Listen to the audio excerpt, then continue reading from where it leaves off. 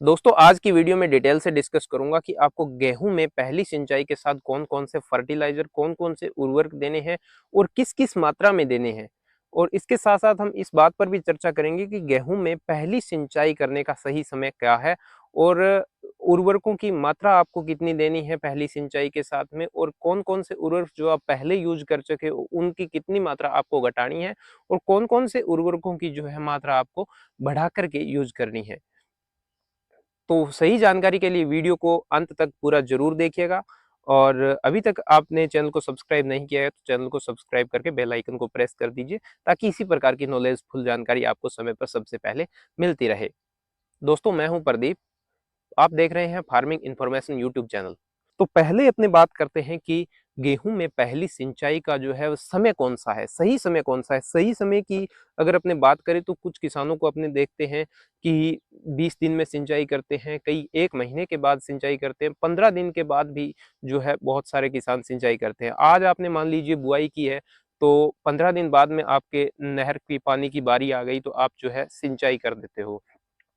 तो इसी प्रकार से हम अपने बात करेंगे कि सही समय कौन सा है। अगर आप किस समय पर आप सिंचाई करते हो तो आपको बेहतरीन उत्पादन और बेहतरीन ज्यादा से ज्यादा कल्ले जो है मिलेंगे। और इसके लिए आईसीएआर की अगर अपने बात करें तो आईसीएआर के अनुसार आपको 21 दिन अर्थात सीआरआई स्टेज यानी कि क्राउन रूट इनिशिएशन के ऊपर आपको सिंचाई करनी है। और जिस समय क्या है कि आपकी क्राउन रूट बनना शुरू होती है और इसके साथ में जो है यहीं से कल्ले जो है वो बढ़ने का सही समय होता है और कल्ले बनने जो है वो शुरू होते हैं। अपने की सही समय के अनुसार जो है अपने नहर का पानी जो है आगे पीछे हो जाता है, पूरे 21 दिन पर अपने पानी नहीं लगता है। कुछ भी कर लीजिए, ये तो है नहीं कि हमारी जो है आज बुआई की है और पूरा पूरा 21 दिन के बाद नहर आ जाएगी। 5-7 दिन आगे पीछे जो हो जाता है को किस प्रकार से एडजस्ट करता है। तो दोस्तों ये जो है अपनी मिट्टी के ऊपर निर्भर करता है। अगर आपकी खेत की मिट्टी है जो हल्की है तो और अगर भारी है तो उसके लिए दोनों के हिसाब से अलग अलग सिंचाई का समय होता है। कोई प्रॉपर 21 दिन का हम इसको नहीं मानते हैं, ये हमारा जो है एक्सपीरियंस कहता है कि आपकी मिट्टी अगर हल्की है तो आपको जो है उसके अंदर नमी कम रहेगी। नमी कम रहने के कारण जो है वो आपको सिंचाई जो है वो 15 से 20 दिन के अंदर करनी पड़ेगी। अगर आपकी मान लीजिए भारी मृदा है और उसके अंदर नमी जो है वो प्रॉपर लंबे समय तक बनी रहती है तो आप 21 दिन की बजाय 25 से 30 दिन के बाद भी आप सिंचाई करोगे तो आपको बेहतरीन रिजल्ट मिलेगा। सिंचाई के करते हो तो आपको जो है क्राउन रूट इनिशिएशन की अगर अपने बात करें तो इसी समय जो है क्राउन रूट नई जड़ें जो है वो बनना शुरू होती है और वो फुटाव जो है उनका शुरू होता है। और जितने ज्यादा कल्ले होते हैं किसान साथियों, आपको मालूम है कि उतना ही उत्पादन में जो है वृद्धि होती है।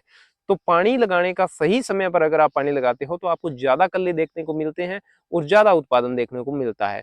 ज्यादा करने लेने के लिए अपने को बहुत सारी खादों का यूज करना पड़ता है। खादों का देखिए पोषक तत्व जो है अपनी जमीन के अंदर होते हैं, कुछ अपने को बाहर से देने पड़ते हैं। बाहर से देने के लिए खासतौर से अपने यूरिया, डीएपी, सल्फर, पोटास आदि का इस्तेमाल करते हैं। तो अपने को अब बात करते हैं कि कौन कौन से उर्वरक जो है अपने सिंचाई पहली सिंचाई के साथ गेहूं के अंदर यूज करने हैं। तो उसके लिए सबसे पहले अपने बात करते हैं कि इसके अंदर दो चीजें आती है। पहली बात ये आती है कि इसके अंदर अपने को अगर आपने बेसल डोज के अंदर सिंचाई से पहले आपने कौन सा उर्वरक जो है वो यूज किया, अर्थात जो आपने बिजाई की थी गेहूं की उस समय आपने कौन सा उर्वरक यूज किया था और अब जो है वो कौन सा उर्वरक यूज करने जा रहे हो। इसके अंदर दो चीज आती है। तो पहले जो आप उर्वरक यूज कर चुके हो जैसे डीएपी या पोटास आप पहले यूज कर चुके हो, कई किसान साथी होते हैं जो पहले जो है बिजाई करते हैं खाद की और उसके बाद में गेहूं की बिजाई करते हैं।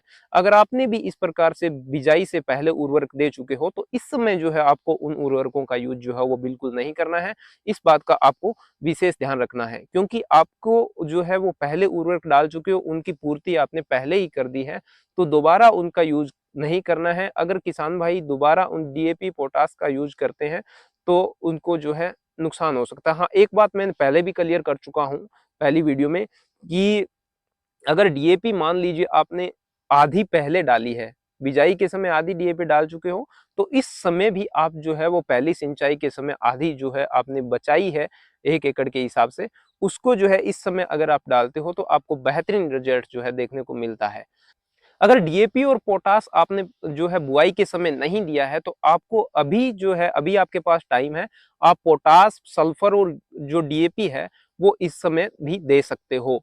एक चीज आपको बता देता हूं कि अगर आपने पहले नहीं दिया है तो इस समय आप देते हो तो ये बहुत ही सही समय है। इसके बाद में अगर आप इस चीज का यूज करते हो दूसरी सिंचाई, तीसरी, चौथी सिंचाई के साथ में अगर डीएपी और सल्फर पोटास का यूज करते हो तो ये आपके जो है खेत के अंदर इफेक्टिव लेस हो जाता है, इसका कोई आपको फायदा नहीं होने वाला है।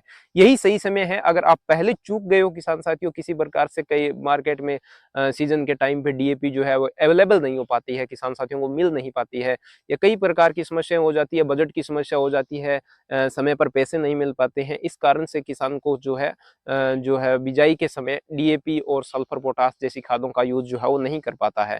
तो इस समय अगर आपको डीएपी और सल्फर पोटास अवेलेबल है तो आप उसका जो है जरूर इस्तेमाल कीजिए, ये आपका सही समय है। अगर इस समय आप इस्तेमाल नहीं करते हो तो ये जो है इफेक्टिव लेस हो जाएगी, अर्थात जो है आगे जो है ये काम करने वाली नहीं है। इस समय जो है इसके अंदर कल्ले बढ़ाने में और इसका बहुत ज्यादा योगदान होता है। क्राउन रूट इनिशिएशन जो है, क्राउन रूट बनती है तो उसके अंदर जो है डीएपी पोटास का जो है बहुत ज्यादा योगदान रहता है। अपने डीएपी पोटास की मात्रा की बात करें तो 1 एकड़ के हिसाब से आपको 25 से 30 केजी डीएपी का इस समय पहली सिंचाई के साथ में यूज करना है। और अगर आपने जो है पहले पोटास नहीं दिया है तो इस समय आप जो है पोटास की मात्रा 20 केजी प्रति एकड़ के हिसाब से रख सकते हैं और दोनों को मिक्स करके आप छिड़काव विधि से जो है दे सकते हैं। दोस्तों इस समय आप अगर जो है खाद डालते हैं तो आप देख सकते हैं कि मिट्टी पूरी भुरभुरी होती है, और भुरभुरी मिट्टी के अंदर क्या होता है कि आप देख सकते हैं कि इस प्रकार की मिट्टी जब होती है, भुरभुरी मिट्टी के अंदर आप जब खाद डालते हो तो जो है पानी अब आप लगाओगे तो पानी के साथ में जो है खाद प्रॉपर जो है जड़ों तक पहुंचेगी, और जिससे जो है आपको बेहतरीन कल्ले देखने को मिलेंगे और बहुत ही ज्यादा उत्पादन देखने को मिलेगा। इस समय जो आप खाद डालते हो, मैं दावे के साथ ये कहता हूं कि आपकी जो खाद है वो प्रॉपर काम करेगी और 100% रिजल्ट आपको इसका मिलेगा। कई किसान भाइयों का ये सवाल रहता है कि हमने डीएपी, पोटास, सल्फर जो है वो पहले यूज कर चुके हैं तो भैया अब क्या डालें। अब इसके अंदर मैं एक इंपॉर्टेंट चीज बता देता हूं कि भैया कल्ले निर्माण के लिए जो है पहली सिंचाई के साथ में यूरिया का जो है बहुत अधिक रोल होता है। आप जितनी यूरिया डालोगे, मैं आपको मात्रा जो है वो प्रॉपर बता देता हूँ क्योंकि मैं जो है पहले अपने खेत के अंदर यूज करता हूँ, उसके बाद में जो है आपको बताता हूँ।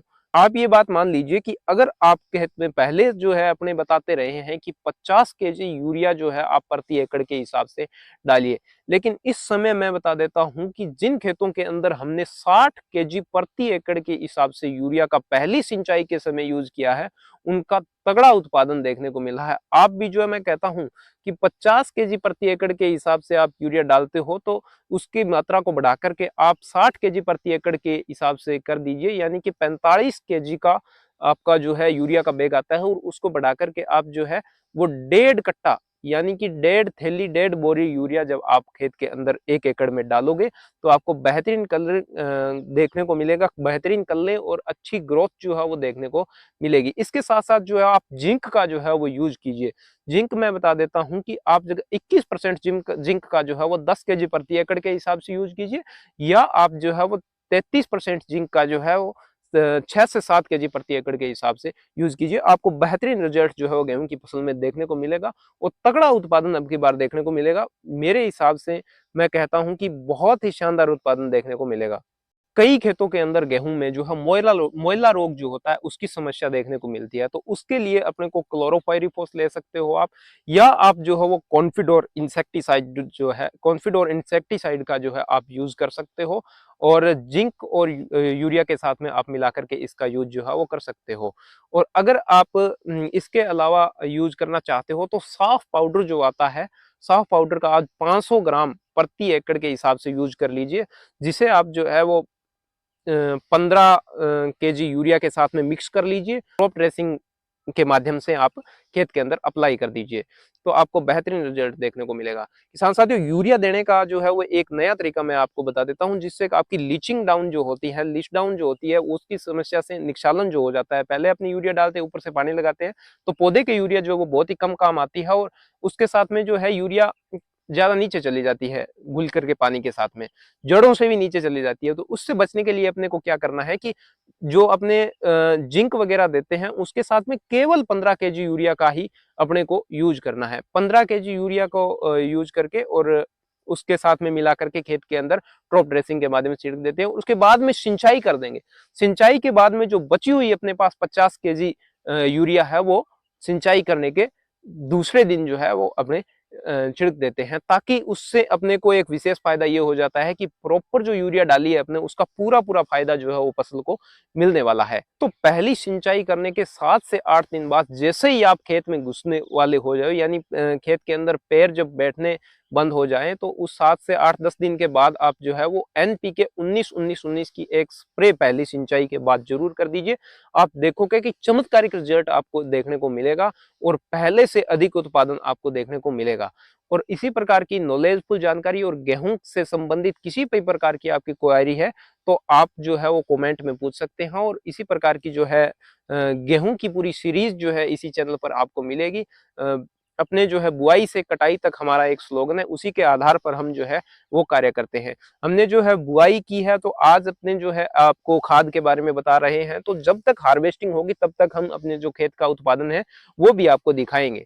और बीज के अंदर खरपतवार किस प्रकार से, गेहूं के अंदर कौन से खरपतवार के लिए कौन से जो है हर्बिसाइड अपने को यूज करने, उसके बारे में भी अपने वीडियो बनाएंगे। और सभी प्रकार की नॉलेजफुल जानकारी, जैसे कि दूसरी पानी के साथ में कौन सी खाद अपने को देनी है, तीसरे पानी के साथ में, सभी प्रकार की जानकारी के लिए चैनल को अभी सब्सक्राइब कर लीजिए। और मिलते हैं एक नई जानकारी के साथ। तब तक के लिए धन्यवाद। और वीडियो को ज्यादा से ज्यादा शेयर कर दीजिए, ताकि ज्यादा से ज्यादा किसानों को जो है लाभ हो सके।